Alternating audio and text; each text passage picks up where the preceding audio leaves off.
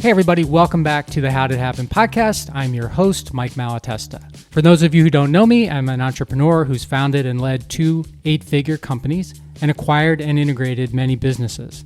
At the moment, I'm invested in more than 75 companies, spanning the spectrum from startups to multi-generational businesses. I'm also an author, speaker, and lifetime learner. My mission is to study success in all areas of life. On this podcast, I explore stories of success in every episode and with every guest. What it means, why it's important, and of course, how it happens. Whether you're a student of success like I am, or you desire more success in your life, I want to expose you to the people, thinking, and actions that can help you achieve your goals. I want to be part of your education. I promise you that I will always respect the time you make to listen. My goal is to not waste 1 minute of it. My job is to help you become more personally and professionally successful. Every week, I will expose you to super successful people and ideas. With every guest, I will dig deep to tease out the most impactful information, the information that you care about, and the information that you deserve. I'm grateful to have you with me today, and I'm honored that you listen, subscribe, and share my episodes with your friends. That's what makes the show grow and impact more and more people. You can subscribe, follow, and learn more about me at MikeMalatesta.com. Today, I'm fulfilling my promise to you with another amazing success story. My guest today is Aviv Shalgi. If you're familiar with Aviv, you already have an idea of the amazing insights that are coming. If you haven't yet heard of Aviv, you will be happy you did today, and here's why. Aviv Shalgi is the co-founder and CEO of Solar Simplified, a company that is revolutionizing the way solar energy is distributed, making it more available to huge numbers of households. Solar Simplified is Aviv's 3rd startup. Before starting his business career, he served in the Israeli Defense Forces. He's also a business development expert, a speaker, and a venture capitalist. In this episode, we cover a bunch of stuff, but here are a few things that you'll want to know about. First, how he thinks about positive disruption. Second, what his views are on innovation. 3, his Robin Hood-like approach. 4, why there is only do or do not, no try. Aviv, welcome to the podcast. Great to be here, Mike. Thank you for having me. Yeah, I've been looking forward to this for a long time, ever since I got approached with the opportunity, because not only am I really interested in solar, which is your current project, but I'm really interested in how entrepreneurs are built and where they come from. And you know, as everyone heard in the introduction, Aviv has been he's been around. he's been he's been, you know, everywhere, multiple careers, military, venture capital, you know, he's just been everywhere. And that, I just always look really, really forward to talking to people like that, people like him, so that I can learn and experience at least a portion of what is going on in their mind to help make me better, help improve my thinking. So I don't want to build you up too much, Aviv, so if I have to apologize. I doubt it. Thank you. I appreciate it. So I start every one of my shows with a simple question, which is, how did it happen for you? Yeah. I think it's a great question, and we can try to dig into it a little bit, but I think I got to Solar Simplified, and maybe I will start with the end. I got to where I am today. Sure. By trying to surround myself with awesome people. And kind of after I thought about it for a little bit, you know, throughout my life, kind of trying to look at myself back and what they do right, it's a lot of listening. Listening and asking the right questions. And, you know, I'm a tech entrepreneur, even though I hate that word. It's definitely tech or entrepreneur? The entrepreneur. Okay. Everybody says that they're an entrepreneur.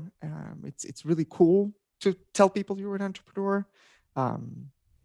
Unfortunately, I have a good friend who's also an entrepreneur here in Chicago, and told me that there are also a lot of entrepreneurs, people who just want to be seen.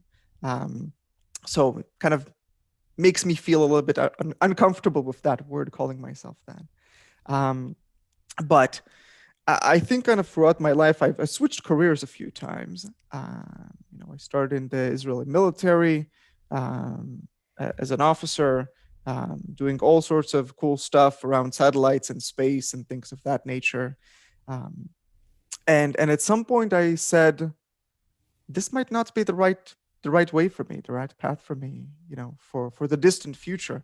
And this is talking about my 20-year-old self, during that time. And so I switched careers. I went to engineering. I worked at hardware and circuit design at Intel. And after a few years doing that, I figured that that's not the thing for me. I mean, I love technology. I'm really passionate about it. I'm not a fan for coding. And all of my developer friends will have to excuse me. Um, um, and so I switched careers a few times. I went through consulting and a little bit of entrepreneurship, also in the startup scene back in Israel, and some venture capital. Kind of that led me to where I am today and to my most recent two startups, where it was mostly about trying to listen not to what people are saying, but kind of to the underlying theme behind their words. What can I figure out that people are not saying but are meaning, or maybe they're not meaning but it's in the back of their head? Um, and I usually really like to stick to either the Ford or the Jobs examples. If Ford went to ask people, what they wanted way back when, it was a faster horse, it wasn't a car. And Jobs had a similar phrase. And if you asked people, back then when it was simple phones, they wanted, I don't know, a faster simple phone or something. They didn't want a smartphone because they just didn't know that it exists. Right. Mm-hmm. Exactly. So those are kind of the things that I'm looking for when I'm starting a new adventure. So let me ask thank you for that. Let me ask you a few questions. First of all, your friend who's sort of talked to you about this entrepreneur, which I don't think I've heard the entrepreneur thing before. That's kind of cool. What did he mean, or what do you mean now when you say, "Oh, I'm not comfortable using the word entrepreneur"? It sounds like maybe it's overused, or I don't know. What was he or you thinking about that? A little bit, a little bit. It's there's a joke in Israel and also in a lot of other countries in Europe and the Middle East that nobody's unemployed. Everybody's entrepreneurs. Oh. And I feel also here in the US, a lot of people want to be seen as entrepreneurs because they think it's cool. If you're really successful, it's really cool, but most people are not really successful. Most people are not Bezos or Elon or Jobs or somebody like that, and it's really, really hard. And kind of winning the title without doing the work is something that, at least from what I've been hearing, around, it seems like that's a path that some people are trying to take, which, I mean, good for them. I'm definitely not here to judge anybody, but it just makes me a little bit uncomfortable using that word. Okay. Yeah. So basically, if I'm reading in between the lines, entrepreneurs build something, and when they build something, it's typically size may not matter, but it's something that's built with people and with process and with productivity, or whatever. It's got all these components to it. Am I reading into that the right way? Yeah. I think it's also, it's kind of like a roller coaster. You have a lot of struggles, you have a lot of Yeah. ups and downs, and it's hard. It's really, really hard. Doesn't matter if you're a solo entrepreneur. Well, you don't have any employees, you don't have any vendors. I know a bunch of content creators. Um, YouTube and podcasts and things of that nature, it's still a struggle. You kind of can't get to the success without falling a little bit along the way. Sure. So it's I don't know. It's when I think of entrepreneurs, I just think of like the really very successful people that everybody knows, and I'm definitely not there yet. So I'm just struggling with the definition. Well, one of the great things about calling yourself an entrepreneur is that along with that, you can also attach any title that you want to your present position. So you see a Right. lot of people that are CEOs of their um, companies, and I started a company that got to about 45 million or so in sales before I sold it, and I never felt comfortable calling myself a CEO because I thought CEOs run big companies. Like Right. it's to say you're a CEO in my mind at the time, and maybe still, was like, I'm not that. I would like to be that, but I'm not that. Right. I'm a scrappy, business person, maybe an entrepreneur as well, but I'm not. You're not going to put me in, you know, at the top of Apple or Google and expect that I'm going to CEO my way around the organization. It's probably not Yes. going to happen. Yes. I feel the same way. Okay. So you said something really interesting about listening and asking the right questions, and then you said, trying to get into underlying themes, and that got my attention because that is certainly not easy, Right. being an entrepreneur. But I wanted to get into how you have learned to, I guess, attack that, or um, maybe attack's too strong of a word, but how have you learned to sort of nuance that? Because when people say, "Oh, you have to ask the right questions," I often say, "Okay, well, how do you know what the right questions are?"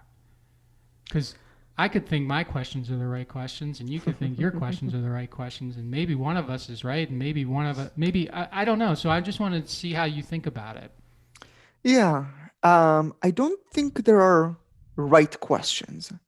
Like Okay. if somebody comes up to me, one of my employees or friends or, anybody from the startup community that I'm trying to kind of help and volunteer and advice for, I don't think there are stupid questions. Like people say, "Excuse me, I have a silly question." Like, there's Right. no such thing. Um, um, it's it's not the question itself as much as it is the process of asking that question, listening to the answer, and then responding to what the answer was. So instead of saying, "Okay, I have these 10 questions, I need to go through them," and you kind of shoot your way to the target, Yeah. just like, "Here's one, here's two, here's three, here's four." How about start with the one that's most interesting for you or the broadest one? How did it happen? And listen to the response, try to dive in or dig in from there to where you think is most interesting or where you're looking for some sort of an answer. Um, and for me, kind of when you grow up as a kid, you learn to ask a question, get an answer, that's it. And that's the education system all around the world because it has, volume problems. You're not the only person there asking the questions.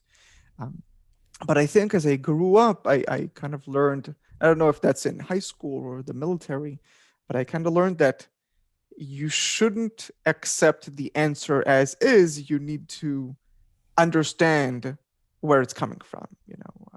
And again, I spent my time in the intelligence community in Israel. Um, you can't just accept the answer that you're given. Um, because the biggest thing about gathering intelligence and kind of protecting you know uh, uh, um, protecting your military, your friends, the country, etc., is about understanding if somebody's making a mistake, um, and making sure you're getting the right intel versus the wrong intel. And so you have to kind of dig in a little bit, not in a very annoying way, obviously, but trying to understand what's behind the answer that you've been given. Um, and I think that even throughout my life, both in engineering and in consulting, and obviously now in kind of the startup scene, a lot of people all of us don't have time.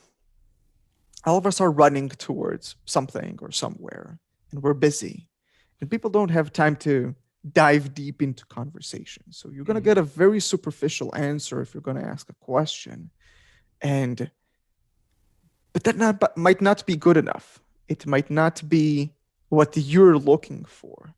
So you have to kind of have this dialogue and continuously ask, so what do you mean by that?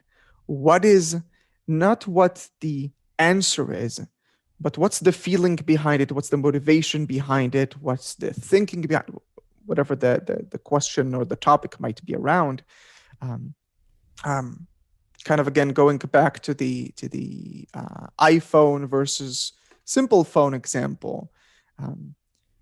It's not that you want necessarily a smarter phone or a faster phone. You want a more convenient phone. You want something that, like, if you would have told somebody, give me your dream phone, not something that you think like the next iteration. What is it that you would want to do? Oh, I would want to get rid of my PDA, and not carry two devices. I would want to carry one. Oh, if I'm already getting rid of a few devices, can I get rid of my laptop too? And just carry this. Like, if you have a serious dialogue where you're trying to kind of look in retrospect or introspect or something like that into what's the underlying theme, after enough conversations, maybe you would have gotten to the smartphones that we have today. But as a superficial answer, in 5 seconds, you wouldn't have gotten there because nobody's thinking about it. Nobody's thinking of the next leap. People are, and myself included, we think about the next step, not the next, 10,000 miles. Sure.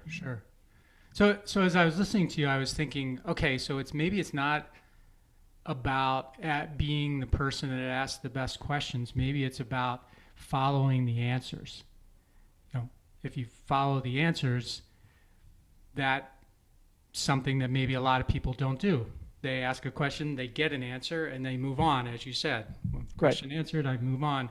And maybe what I think I heard from you is follow the answers, which is it's a great answer. By the way. Thank you. Thank you. Yeah. So, and I can't tell you that I'm a master of this. Don't get me wrong. Yeah. I think it's a skill that all of us need to practice and learn. But I can give you an example. Solar Simplified was not something that I thought about myself. I don't come from the energy industry, especially not the one in the US. I did have a few energy projects way back when I worked in consulting, kind of management strategic consulting. That was 10 years ago. I'm definitely not connected to the industry, but after my previous startup, which was in the real estate tech industry, not in energy by any means, after that one got acquired, I was, COVID started. I was networking a lot. All of those networking apps and gadgets started popping up. Right. And, I was doing that because I wanted to pass the time and get to know new people. And, all of us were locked in at the beginning, etc. And I accidentally got connected through all of these apps to a bunch of people from the solar industry. And, usually you present yourself and the other person presents themselves, and then you get to chit chat. And I think after the 4th or 5th phone call that I had, I kind of said to myself, I think I heard this one. Like the person was voicing some sort of a concern or a struggle they've been going through that day. And I said, gosh, I swear to God, I heard this already. Like, who told me this? And I started kind of going back, my calls and try to find the emails that I had with these people. I said, I got connected to 4 or 5 different people in the solar industry. How about I go back to the first one and figure if that was the person who told me that, and He wasn't, but he said he's also struggling with this type of problem. Oh, okay, let me go to the second person. And I basically just reached out to all of that, all of that group, and they all said, yeah, that is a concern, that is a struggle that we're having. And like a light bulbs come up. Okay, 5 different people from the same industry said they're all struggling around something. Well, maybe there's a problem here that I can try to solve. Okay, let's start researching, start talking to more people, try to figure out if I can solve it, with the skill set that I have. That's kind of what led us to starting Solar Simplified. So it's just a lot about listening and trying to figure out how do you connect the dots. So let's stay on that track because, again, that was a good way of following the path of answers, and then you backtrack to find people. But let's stay on that then, and how did you get connected with your co-founder of Solar Simplified and actually take it from, I'm listening to these different conversations and I hear either the same pain point or some type of problem that's not being solved. Mm-hmm. How do we solve it? Yeah, that was also an accidental introduction. I was introduced to a person in my alma mater, just because we're both alumni of the University of Chicago, and again, it was mostly from the networking portion. It wasn't from thinking of entrepreneurship or business or something like that. Who later on introduced me to one of my partners in the company, and also to one of our investors as well. More in the sense of it's Chicago, it's COVID, everybody's networking, everybody needs to figure out what to do with all of their spare time. I know these folks, at least that's what he told me. I know these few folks.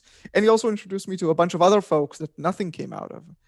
They're great people, and I got to know a few more people here in the Chicago scene. But, one of my partners, or I'd say both of my partners, they don't come from the startup scene.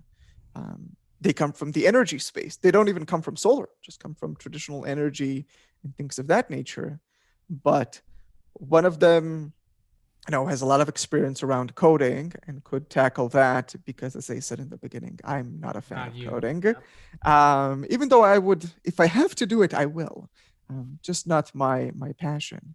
And they kind of came from the energy industry, but we all had to figure out, are we the right match for each other? And is this the right thing that we want to tackle, as a group? And then kind of putting on top, okay, this is the problem that I found in solar.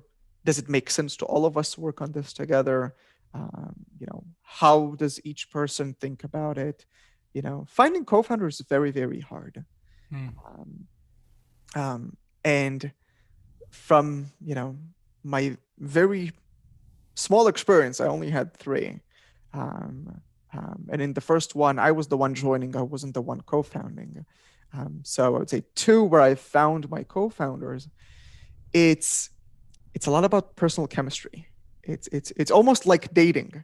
I heard a podcast the other day with a venture capitalist from Lightspeed, who said that there was a recent study, and I might butcher his quote, obviously, but there was a recent study in the Valley that found that co-founding a startup, on average, lasts longer than marriage in the Valley, like in California.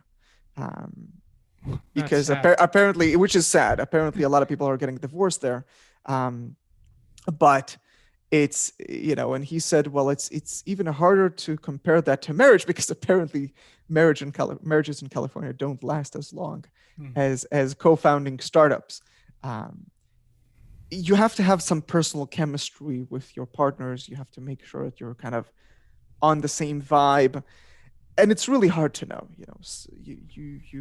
You do a little bit of dating. You meet them a couple of times if you don't know them already, and we try to talk about what each person's passionate about, what each person's experiencing.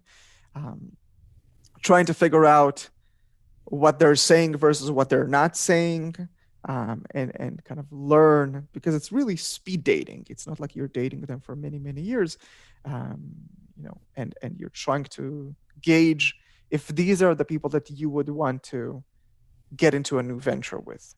Um, It's like and, speed dating with an intelligence angle to it. right, right, right.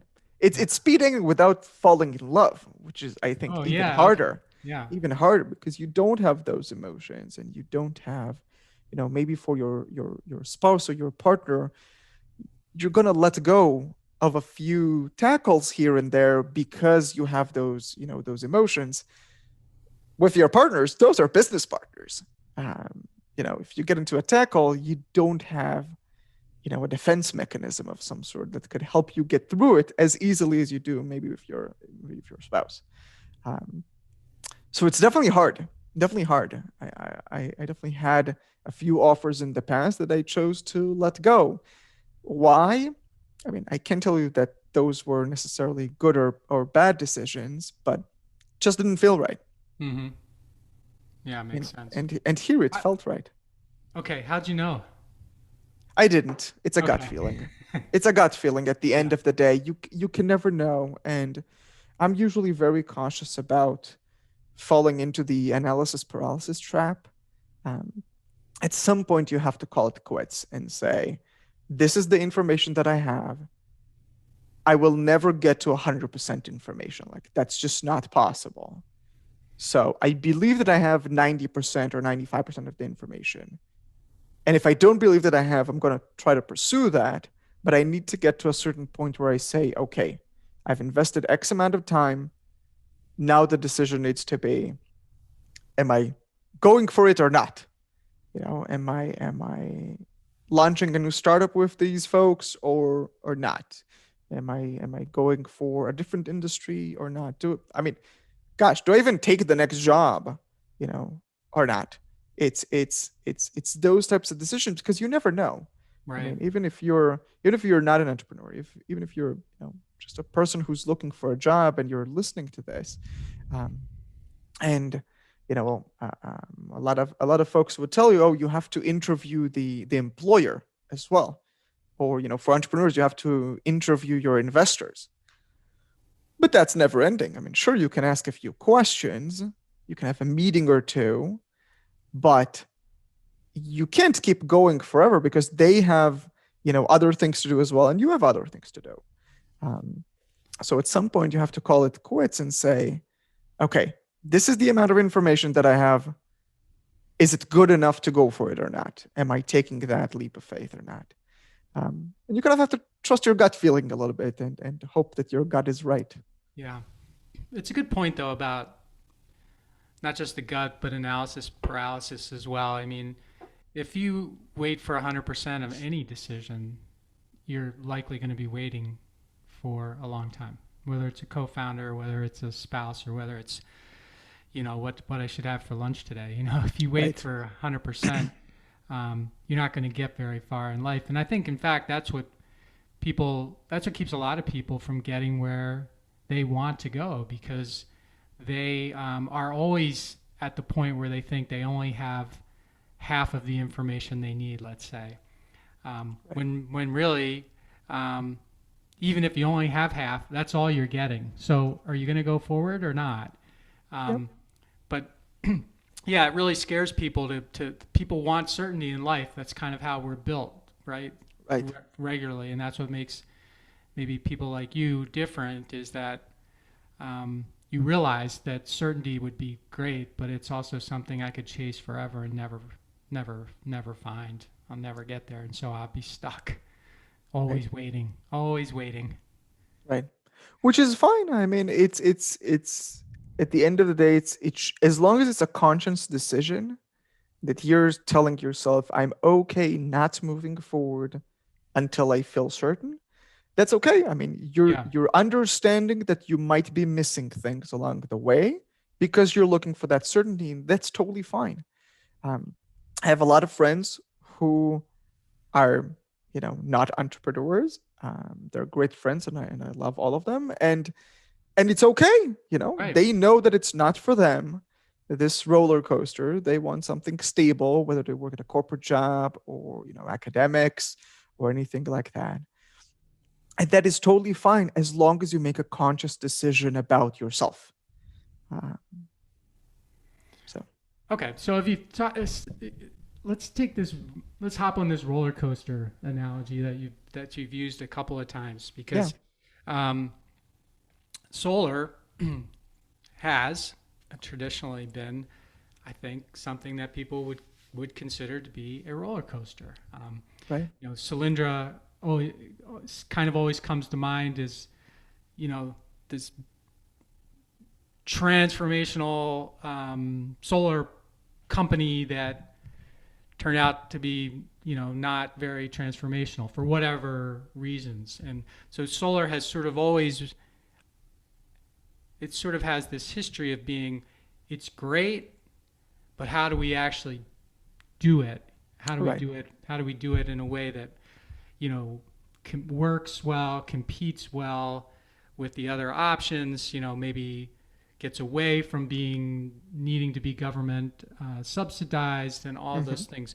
So you've chosen to get on that roller coaster, I and did. maybe and probably because you think it's the right time, that the roller coaster is on its way up that steep incline, as opposed to, headed out of control down the other the other side. But I think Right. that most people listening probably don't. They're probably not that. I mean, they know what solar is, but they're probably not that up to speed on what's happening in solar. And listening to someone who's co-founded a solar startup, I think they'd want to know, like,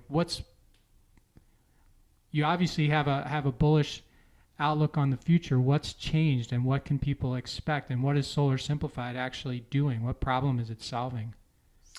Sure. So maybe let's start with your first question Sorry, I gave about you the too many industry. questions. Too No many. worries. Yeah, No multiple worries. questions. I Yeah, struggle yeah. with that Let's sometimes. start with the bigger picture first. Yeah.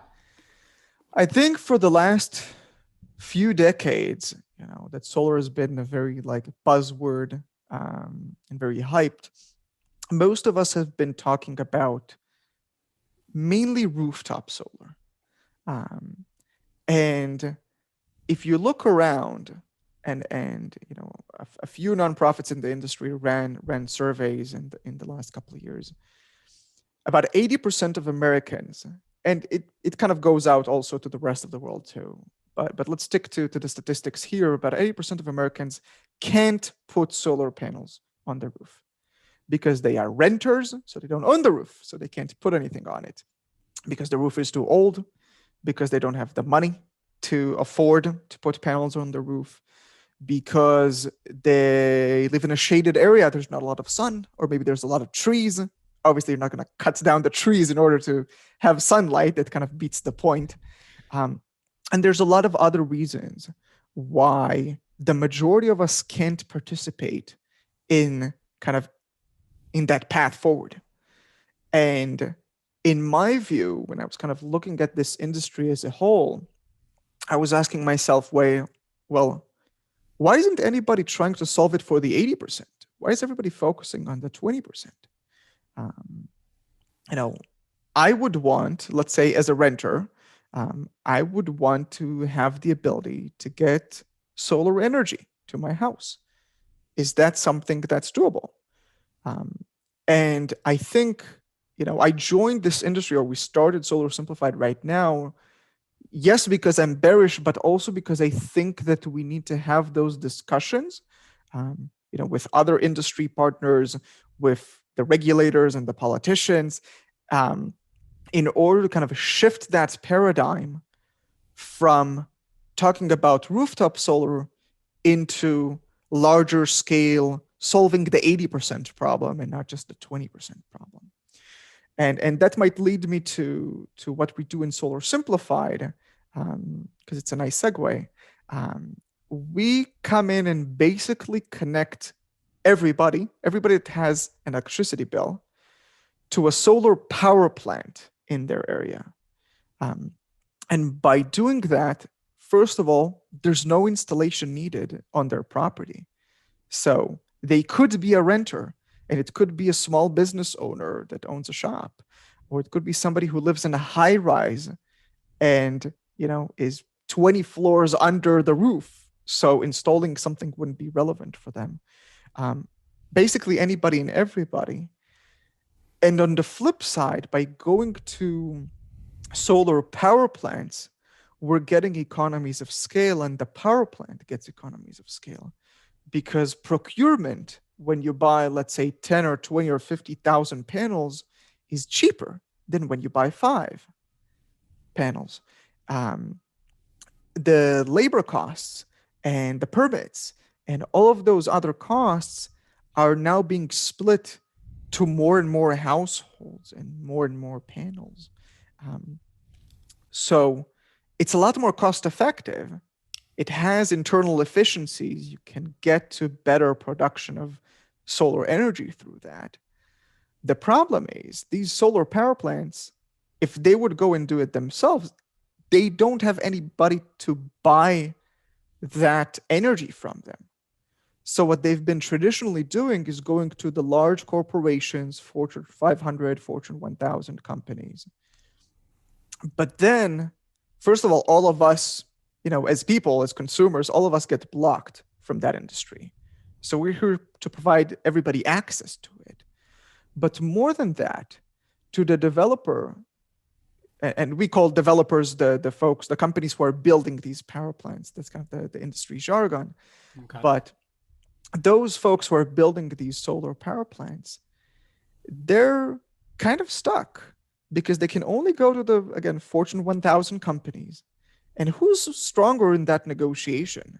A Fortune 1000 company who can go to as many of these developers, as many of these power plants as they want, versus you as the company who just built 1 or 2 or 5 of these and are looking to find, somebody to buy that energy from you.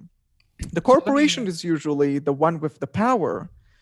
And so, you're being squeezed out, the revenue is not coming, and you're putting a lot of your eggs in one basket. So the risk is also very high. Let me ask a clarifying question. So am I hearing you right, where the solar power plant developer is basically historically has been looking for sort of a client to take all of the power that they're generating? Exactly. And in that relationship, the client who could buy from any solar power plant, let's say, has leverage. Is that correct? Exactly. Okay. And so what you're doing is you're basically providing a distribution network to these solar power plant developers so that they're basically operating like a utility would, where they build a plant and then they serve, they serve anybody who needs to plug something in, let's say. Right. Am I on the right track there? Perfect. But unlike utility that wins all of its customers because they're a monopoly, they're a local monopoly. You have to compete. You have to persuade customers that this is the right thing to do. But the interesting thing is the cost of solar energy has been going down tremendously over the last decade because of wider manufacturing of the solar panels around the world. The technology has advanced, things of that nature. And so now, if you want to connect to solar energy, it doesn't actually cost you more. It costs you less. And that's something that most customers are not aware because they never had access to this industry. So they didn't even know. The thing that makes me most passionate about what we do is that nobody pays for this. The customer saves money. The power plant makes more money, and we get our cut for facilitating all of this. And nobody actually has to pay. The pie is just growing because of this market anomaly where the previous customers of this industry, the corporations, had all of the leverage and they would squeeze out, the margins for everybody. and we never had access to it. And you and I, we can't call our utility today and try to negotiate our price. This is not, a cell phone plan where you can switch. Right. Some states you have, deregulation where you can maybe switch supplier. That's let's say a third to a half of somebody's bill, but you can switch everything. And I think what we do is generate you that savings without having to go through all of that switching process. We work with your utility hand in hand, because I'm not going to put wires from the power plant to everybody's homes. I'm going to use the wires that the local utility has put. But the outcome is that you're going to save money on your bill. You're going to see our product as a coupon or a gift card, if you will, that is shown as a negative amount. It will never. It's not necessarily a fight over, I'm going to charge you less. I'm just going to save you money. And the way I'm able to save you money is through this anomaly in the market that we're trying to utilize and get everybody access to. So is there presently in this whole equation, does there continue to be government subsidies, or are these solar power plants sort of privately funded without? Whenever I hear like, oh, there's this subsidy that's attached to it and that's what makes it attractive, right, I get a little concerned, because I think, okay, if that goes away, then what happens next? Yeah. Exactly. Great question. I would say the answer is it depends. Most of the regulation around renewables in general, not just solar, is actually on a state by state level. It's not federal. The federal government does have some support around renewables in general. But yes, you do have companies who do this without that government support as well. Because, as I said, the technology has advanced enough and the price has declined enough for it to make sense from a business perspective. The problem is, we're talking about very, very long-term assets. We're talking about something, especially in solar, there's not a lot of maintenance that you have to do once you build a solar power plant. Mm-hmm. You have to wash the panels and make sure they don't get too much dust or too much snow or something like that that blocks the sunlight. And unless something breaks down, it's generating energy. You don't really have to do a lot of operations and maintenance and stuff like that. Again, apart from cleaning and making sure things are working. And so, because it's a very stable asset, the returns will never be sky high. It's not a software startup that's going to have hockey stick growth. You know exactly how many panels you've installed. You know what their production is going to be. So you can figure out how much revenue you're going to make every day, every month, every year. And so I think the government subsidies are important, not necessarily because of the business model anymore, but more to accelerate the deployment or the growth of this industry. If you want to let it run by itself, it probably can, but it's going to be very slow because the returns are not going to be very high. It's not going to be as lucrative for a lot of companies to get in. I would say even more than that, I think where the government needs to step in is not necessarily the subsidies, it's the regulation. It's streamlining the process of where can you build a power plant, how big or how small it should be, how should, who could buy it. The fact that some of the local governments, some of the state governments are also trying to push for this accessibility, for this mass market adoption together with us, I think that's great. But some states are not pushing for that. And so in those, if a business owner comes in, one of those companies that want to build a solar power plant, do they have an incentive to go B2C versus B2B? Maybe yes, maybe not. It really depends on the regulation. So it's not just about the money. It's about showing the process of how do you build this thing? Who do you connect to? What are you allowed to do versus what you're not allowed to do? And that's a process that I think, the world and the US in particular, like we have to go through. These are things that we have to think about for, for the better of society, not just the better of this business owner versus that business owner. If we want to drive renewable forward, I think not just because we care about green, also because we care about savings. If the cost is going down versus, fossil fuels or other types of renewables, this is something that we need to pursue. As a society, we all want to save money at the end of the day. Why pay more if you can pay less? And I would also say, the third thing from the government standpoint, and I wouldn't quote a specific instance, but we've had a few instances of blackouts in the last few years in several states. More than a few. Rolling blackouts yes. In California, for example. Right. We had that. We had Texas. We had a couple of other states as well. It's also, the regulation here also need to come from a point of diversification.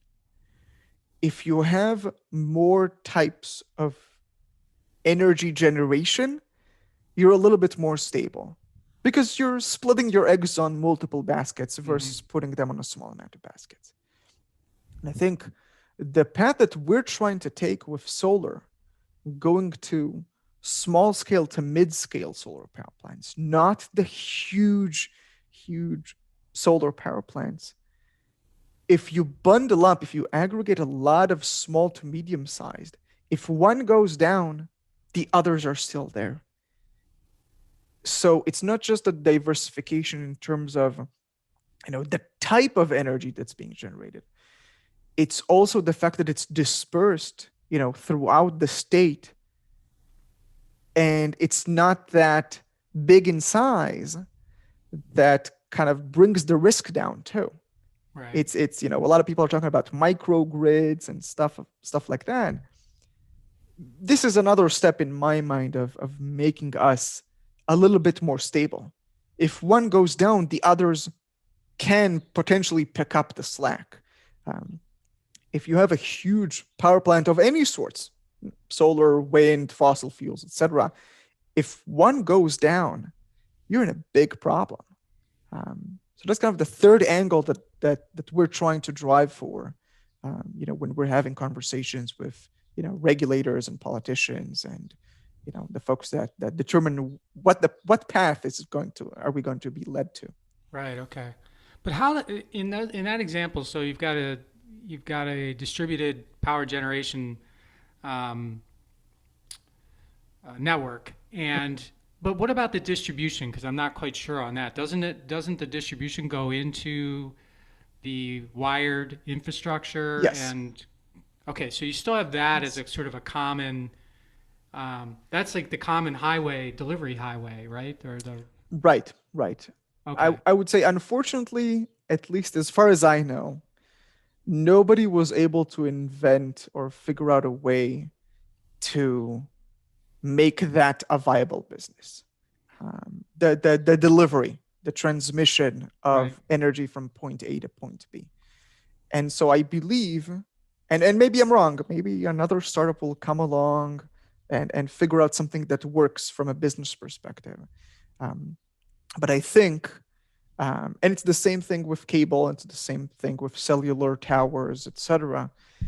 The infrastructure is usually not by itself, not a good business model, which leads to government subsidies or government contracts. And you put it once, the utility pulls up the wires once to your house, and that's it. And they get paid by the government just for doing that, just for enabling us to have water in our homes, electricity in our homes, et cetera, gas, et cetera.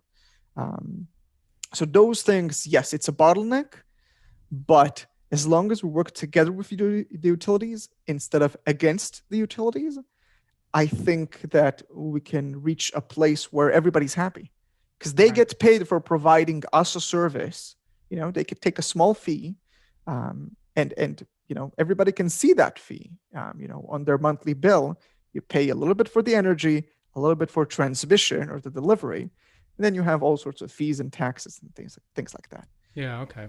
So So we one don't step pay at a that. time, Mhm. so one step at a time, you diversify the production network first so that you're reducing CO2 and you're doing all these things and reducing cost and other things that are important. And then we wait for transmission options because if we're still all tied to the same transmission network, we're probably still at risk if that's We are. an I think outage or compromised or whatever. yes. I think the good thing is about transmission, just to make sure all of our listeners are not panicking right now. Oh, sorry, I The, don't ma- mean the, to. maj- the majority of the states, I think almost all states in Yeah. this country, are interconnected to other states. So unless your specific, the copper wire or the metal wire that's connected to your house, unless that broke because, I don't know, a tree fell over it or something happened, most likely if one state gets hit, if Illinois gets hit, we're connected to a bunch of other states in the Midwest.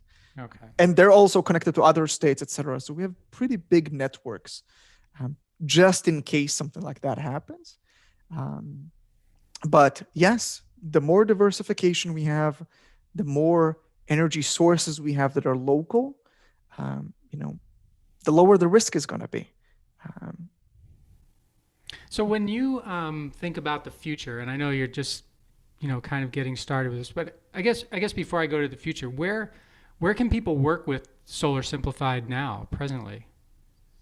So we launched originally last summer in the state of New York, in upstate New York, and we're kind of going through the state of New York into New York City as time passes. So if somebody lives in the state of New York, obviously we're already operating.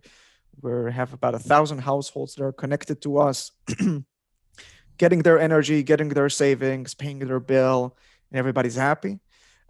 We launched in New Jersey just a couple of weeks ago, in central New Jersey. Think about like the greater Philadelphia area, but on the New Jersey side. Okay. Um, and we're already working on expanding into multiple other states: Illinois, Maine, um, uh, Maryland, Virginia, Vermont, and the list goes on and on. Um, So the so goal saying is to get everywhere then.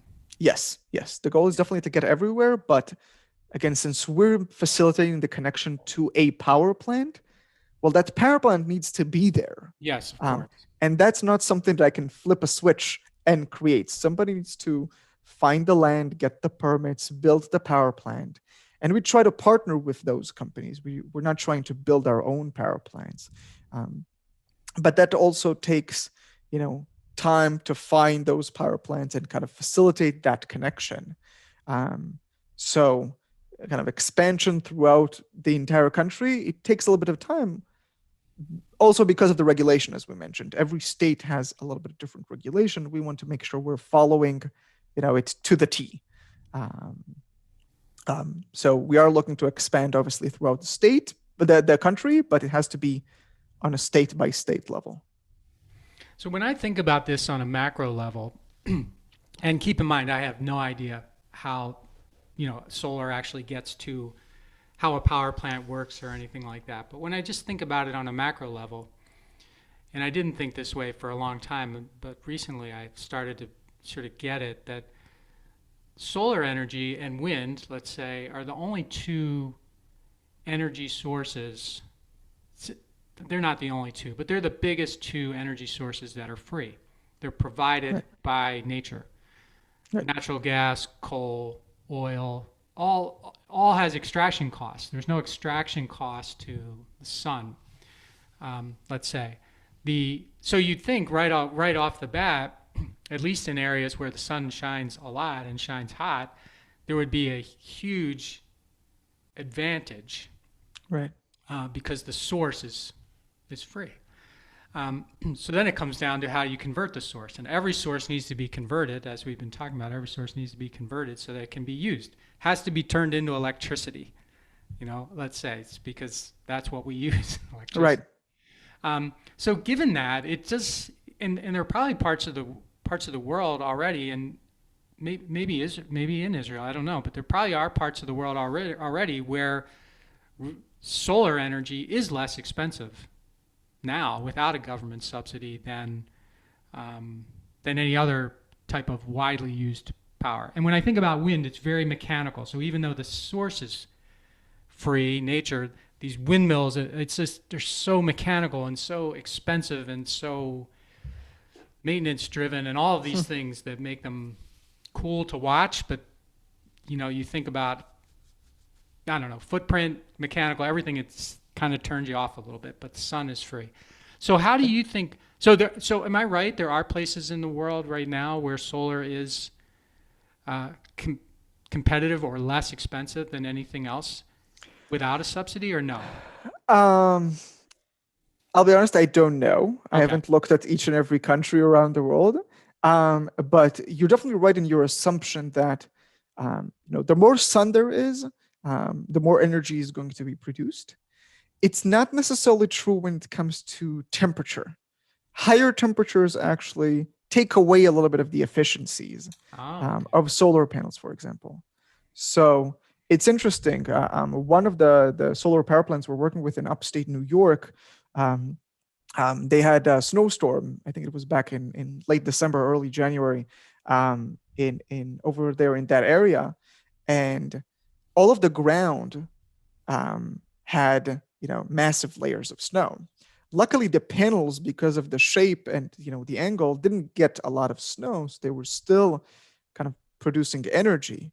Um, After that snowstorm, had left, and the snow stayed on the ground.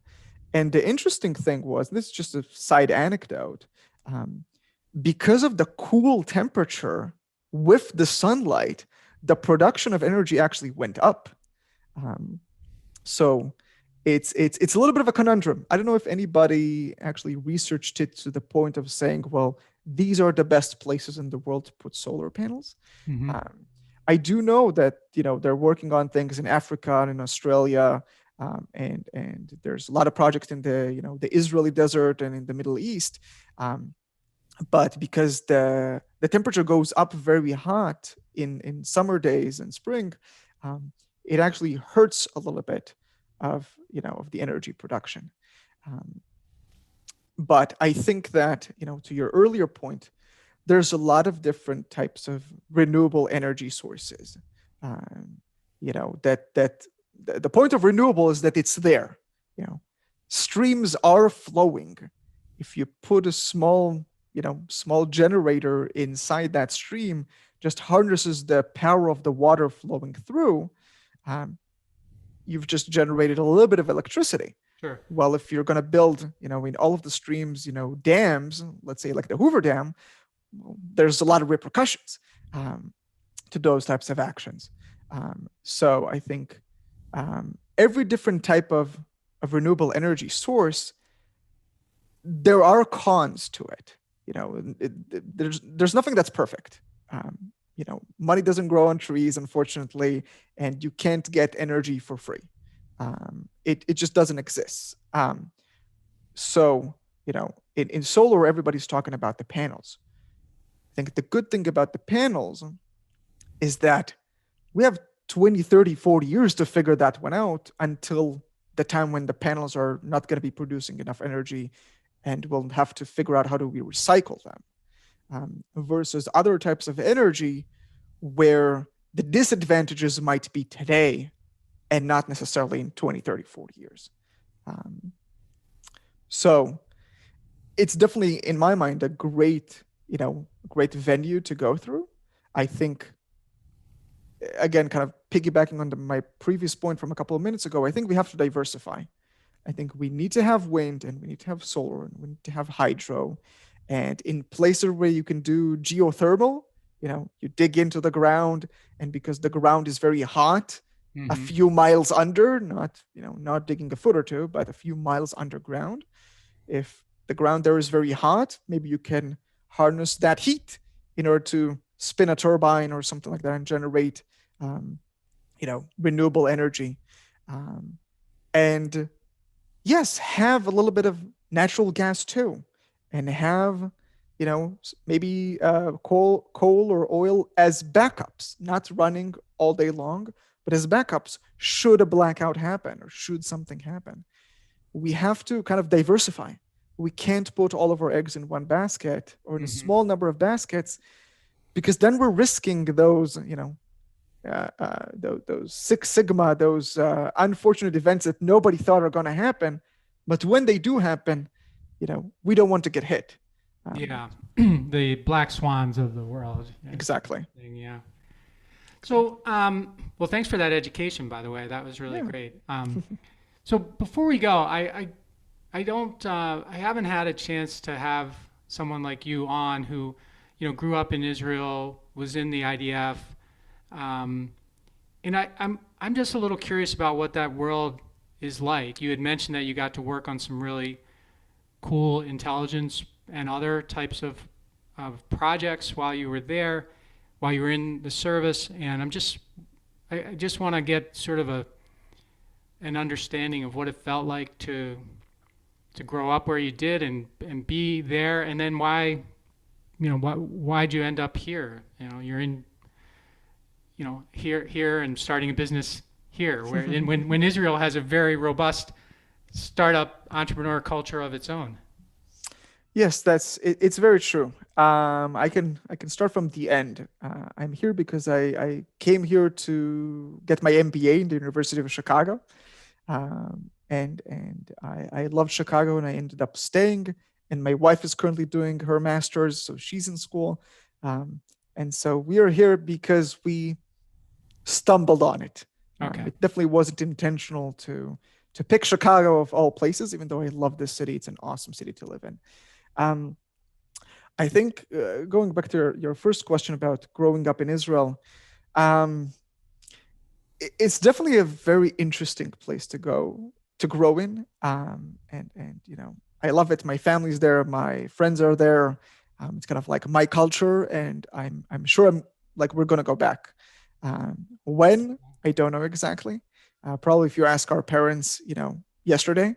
But we will definitely go back. I think it's, at least from the entrepreneurial perspective, it's a very interesting and very entrepreneurial country to grow at, because it's a country that started not too long ago, with a lot of folks that don't really like it in the area, and weren't trying, at least back in the 40s and 50s and 60s. A lot of countries were trying to eliminate us or get us to go away, and it kind of brings up this sense of, first of all, sense of camaraderie, but also sense of entrepreneurship, because you have to figure out how to get out of this debacle and how to be able to live your life with your neighbors, hopefully in peace, or at least not in war. And it's a tiny country, half of it is desert. So how do you grow food? How do you figure out how to kind of get away with the wasteland that used to be there?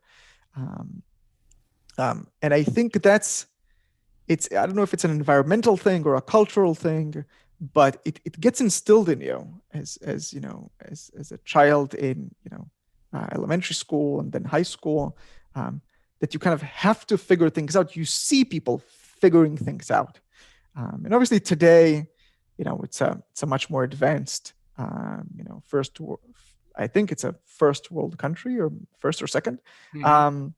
And there's corporations and high tech and low tech and a lot of other things. So I think today it's a lot more stable. Obviously, you don't have to reinvent yourself as much as we had to in the past, but it's still there. And I think one of the good things about the military is that it takes you out of the comfort zone. It takes you out of your comfort zone. It forces you to do something for the greater good that's not just in your best interest. And it also forces you to learn collaboration and teamwork. Nobody works alone in the military, not just in the IDF, the American military and other types of places of service, worldwide. and learning to work with people, convince other people that, what you say or what you think is the right way to go. Learning how to argue is something that's extremely important. But then really doing something for not just for yourself, but for the greater good is definitely something that is, in my mind, also extremely inspirational. But it's also very helpful. I mean, if you think about it, most entrepreneurs, yes, they do it because they want to be successful. But if they could have been, they could have taken much easier paths in being successful. Like entrepreneurship, statistically speaking, is a bad bet. It's not the right way to go if you think, I'm going to be an entrepreneur, I'm going to make a lot of money and easy and fast.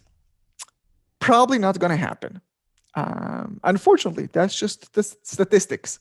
And, I applaud every small business owner and every entrepreneur out there because they've taken the harder path to create something not just for themselves, but for their employees and for their customers and for their vendors and for, the local government, because they're paying very high taxes usually, as they get started. They're doing something that it could be great for themselves, but even if they fail, they've contributed to society. So that's something that I personally applaud, and kudos to everybody who's trying to do that. All right. Well, I appreciate you going down that road with me here at the end. That was really good. I wrote a lot of notes on what you said. Thank you for that. I appreciate you sharing. So Aviv, solarsimplified.com is the company's website. How do people connect with you? What's your preference? So if it's anything related to Solar Simplified, solarsimplified.com, put in the contact us, or if you're a customer and you're interested, fill in your name, start the sign up flow, and we will reach out back to you if you're not in our area, or we'll save your details for when we get to that area. Even if I didn't mention your state, I would encourage you to start signing up. We won't take you through the entire sign up flow if we're not in your state, but it helps us figure out where people are interested in, where we should go next. On a personal level, if you're an entrepreneur or a startup person or a business person, you want to connect with me and ask questions or ask for advice or just share your story, usually LinkedIn is the best way to go. I also put my email over there so people can reach out. And I'm, happy to be a resource to anybody who's looking for a different perspective. Well, thanks so much for coming on the How Did It Happen podcast, Aviv, and really appreciate everything you shared with us. And I'm impressed by what you're doing at Solar Simplified. It's a good idea, a really good idea. Thank you very much, Mike, and thank you for having me. Happy to be here. Thanks for listening to this episode of the How Did It Happen podcast, where we believe that success doesn't happen unless you make it happen. You can subscribe to the podcast on Apple Podcasts, Google Podcasts, Stitcher, or wherever you like to listen. And while you're there, please rate it and leave a comment as well. I'd love to hear your thoughts about the show, ideas for future guests, or whatever you'd like to share. And of course, you can always find me at mikemalatesta.com. See you next time. Thanks again for listening to the How Did It Happen podcast.